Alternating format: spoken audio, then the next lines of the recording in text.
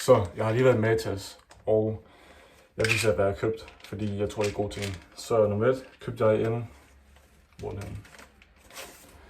En kam, fordi jeg har ikke en. Jeg bruger kun min hånd til at sætte mit hår lige nu, det er ikke så godt. Så en kam. Og så købte jeg noget meget vigtigt. Magnesium. Jeg bruger næsten ingen supplements, det er kun magnesium og D-vitamin, jeg tager. Eller jeg har ikke taget det endnu, men jeg har lige købt det i dag. Fordi det skulle hjælpe ens muskler, knogler, hvad står der også? Udmattelse. Og så hjælper det også ens søvn. Så det er vigtigt. Nogle gange har jeg svært ved at sove om natten, så det her det er guld værd, tror jeg. Fordi man har godt ligget der, jeg ved ikke, flere timer end da jeg kan sove, så det her har jeg købt. Jeg skal på arbejde nu, og basically siden mit arbejde er cardio, basically.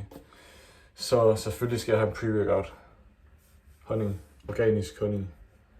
Jeg så Matti Isu gøre det her. Jeg har brugt det sådan en halvanden uge.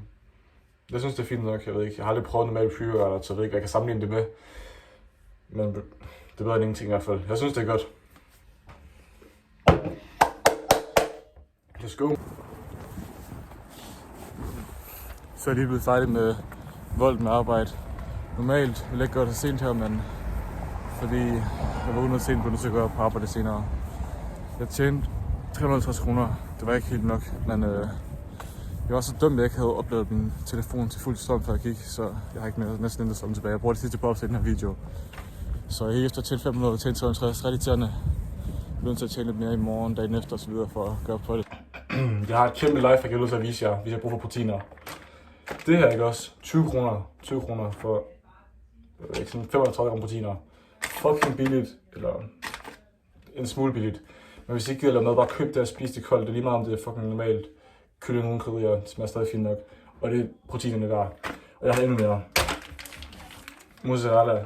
I tænker sikkert, what the fuck ost? Men ja, ost er faktisk ekstremt OP. Sådan 22 gram proteiner i den her, bare i en. Jeg spiser sådan 2 om dagen, hvis jeg ikke laver oksekød. Nogle laver bare sådan en halv kilo oksekød og spiser i stedet. Men det er et kæmpe lifehack. Der er også ok mange kalorier, hvis I bulker. Sådan 300 kalorier i sådan her 22-23 gram proteiner. Fucking godt, 8 kroner. Jeg mener det seriøst, det er et kæmpe lifehack det her. Jeg bliver nødt til at prøve det. Så, jeg kommer lige fra træningen. Jeg havde rygter i. Jeg filmede det ikke, fordi jeg har ikke noget stativ. Jeg har kun min telefon. Jeg har prøvet en vandflaske, men det kommer bare til at se lort ud. Så, der er ikke så meget at sige. Jeg trænede ryg. Det var fint nok. Jeg var lidt træt efter alt det cardio. Men cyklen, når jeg træner så sent. Ret dumt, normalt træner om morgenen, men ja, det var det, der skete. Så, klokken er 11:30 lige nu, og jeg mangler sådan 1750 kalorier. Det er fucking lort. Det er noget af det værste ved at bulke, hvis man ikke får dem at spise tidligere, skal man spise dem så sent her. Det er et problem. Men jeg har dem her, de kommer til at hjælpe mig, selvom det er usundt. I don't fucking care lige nu. Så var nogle kalorier ned. Jeg har stadig mozzarella og kylling, jeg skal spise dem lidt. Ellers er der ikke så meget at sige. Jeg elsker fitness, bulking. Det går fint nok.